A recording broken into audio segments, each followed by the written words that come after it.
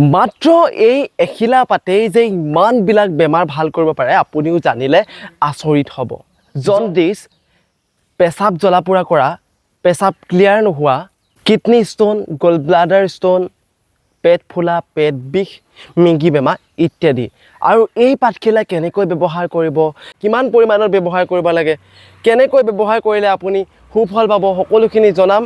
আৰু এই পাতখিলা আপোনালোকে এনেকৈ কেঁচাই কেঁচাই ডাইৰেক্টলি খাই দিব পাৰে। মই খাই দেখাইছোঁ, এনেকৈ আপোনালোকে খাব পাৰিব।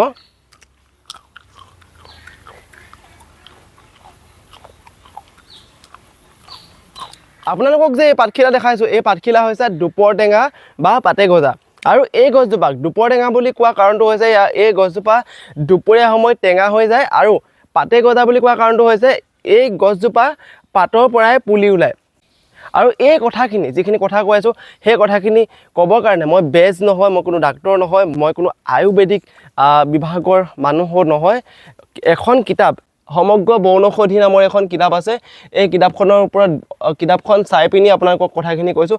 আৰু এই কিতাপখন লিখিছে গুণাৰাম খনিকৰ ছাৰে। এই কিতাপখনত লিখা কথাখিনিৰ ওপৰত ভিত্তি কৰি আপোনালোকক ক'বৰ কাৰণে আহিছোঁ। এখন স্বীকৃতিপ্ৰাপ্ত কিতাপ হয়, এখন খুবেই বেছি জনপ্ৰিয় কিতাপ হয়। আৰু এই কিতাপখনৰ পৰাই মই আপোনালোকক কথাখিনি সংগ্ৰহ কৰি বা ডাটাখিনি সংগ্ৰহ কৰি আপোনালোকৰ আগত ক'বৰ কাৰণে চেষ্টা কৰিছোঁ।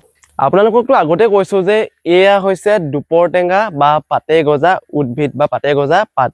মানে আপোনালোকক গোটেইখিনি বিৱৰণ দিয়া হৈছে। এই পাতখিলা যিহেতু দৰৱত লাগে কৈছোঁ, এইখিলা হৈছে ঔষধি গুণসম্পন্ন এখিলা পাত। গতিকে এই পাতকেইখিলা কেনেকৈ খাব লাগে, মোৰ হাতত এতিয়া বৰ্তমান 3খিলা পাত আছে। আৰু এই 3খিলা পাতৰ দৰে বা আপোনালোকে 3খিলা বা 5খিলা ল'ব পাৰিব। আপোনাৰ যদি কিডনী ষ্টোন বা গল ব্লাডাৰ ষ্টোন হৈছে, প্ৰায় 1ৰ পৰা 1.5 চামুচ নিজৰ জোখত ল'ব, সোৱাদ অনুসৰি আপুনি 1ৰ পৰা 1.5 চামুচ মিচি চেনিৰ সৈতে খুন্দি ইয়াৰ ৰসখিনি ওলাই আপুনি উতলাই পিনি 1 গিলাচ পানীত উতলাই প্ৰায় আধা গিলাচমান ৰাখি আপুনি নিয়মিতভাৱে পুৱা শুই উঠি যদি খালী পেটত খায়, তেতিয়াহ'লে আপুনি কিডনী ষ্টোনৰ পৰা হাত সাৰিব পাৰিব বা আপোনাৰ গল ব্লাডাৰ ষ্টোন ভাল হ'ব। কাৰণ ময়ো ইয়াৰ ভুক্তভোগী। মোৰ প্ৰায় 1 বছৰমান আগত কিডনী ষ্টোন হৈছিলে। চ' মই ইয়াক নিয়মিতভাৱে খাইছিলোঁ আৰু বৰ্তমান সময়ত মই প্ৰায় সুস্থ।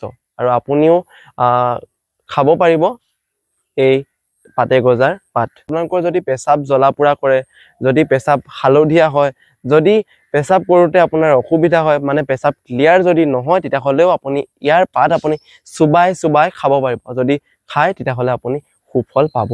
যদি আপুনি জণ্ডিছ ৰোগত ভুগি আছে, যদি আপোনাৰ জণ্ডিছ হৈছে, তেতিয়াহ'লেও আপুনি এই পাতখিলা ৰস আপুনি উলিয়াই খাব পাৰিব। আৰু যদি খায় আপুনি আৰাম পাব, খুব সোনকালে ভাল হ'ব। দুপৰ টেঙা পাত বা পাতে গজাৰ পাত বহুত বেছি ঔষধি গুণ সম্পন্ন। মই যিমানখিনি তথ্য আপোনালোকৰ আগত দিব পাৰিলোঁ, দিবৰ কাৰণে চেষ্টা কৰিলোঁ। আৰু বহুতে মোক এতিয়া ক'ব যে এইখিনি বিধান দিবৰ কাৰণে বা কিবা কৰিবৰ কাৰণে তই আকৌ নতুনকৈ ক'ৰ পৰা মানে টপকিলি, এনেকুৱা ধৰণৰ কিছুমান কমেণ্ট কৰিব। আৰু এই বৈজ্ঞানিকৰ যুগত, ছায়েন্সৰ যুগত বা ডাক্তৰ মেডিকেল ছায়েন্সৰ ইমান বেছি ডেভেলপ হৈছে, এই পাত কোনে খায় বুলি বহুতে হয়তো মোক ক'ব পাৰে। কিন্তু এটা কথা, এই পাতখিলা বৰ্তমান আয়ুৰ্বেদিক দৰৱত বহুত বেছি ব্যৱহৃত হয়। গতিকে আপুনি ইয়াৰ পাত খাব পাৰে। মই আপোনালোকক খাবলৈ কোৱা নাই, আপোনালোকৰ নিজৰ মনৰ ইচ্ছা। আপোনালোকে যদি বিশ্বাস কৰে, যদি আপুনি আয়ুৰ্বেদিক চিকিৎসাক বিশ্বাস কৰে, তেতিয়াহ'লে আপুনি খাব পাৰে। আৰু মই কোনো তেনেকুৱা বিশেষ সজ্ঞ নহয়, গতিকে যিখিনি জানো সেইখিনি আপোনালোকৰ আগত ব্যক্ত কৰিলোঁ। যদি ভিডিঅ' চাই ভাল পায়, তেতিয়াহ'লে please like, comment, share and subscribe কৰিবলৈ নাপাহৰিব। আৰু আমাৰ নতুন ভিডিঅ'বিলাক অতি সোনকালে আহি থাকিব, গতিকে চাই থাকিব আৰু ভিডিঅ'টো এটা শ্বেয়াৰ মাৰি দিব।